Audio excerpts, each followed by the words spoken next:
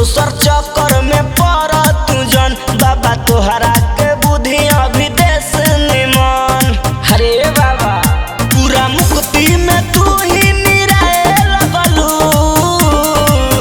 सावन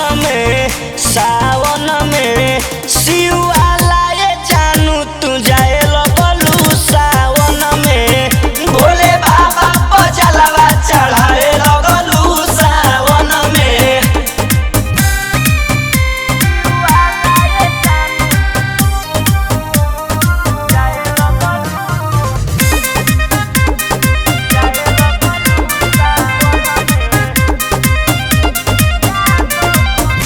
यादो चंदन नियन मिली तोहरा फल हो।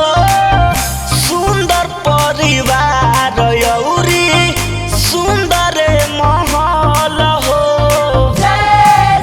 बाबा रसिया रवाना के दे दी आशीर्वाद उनका जीवन में होखे ना कब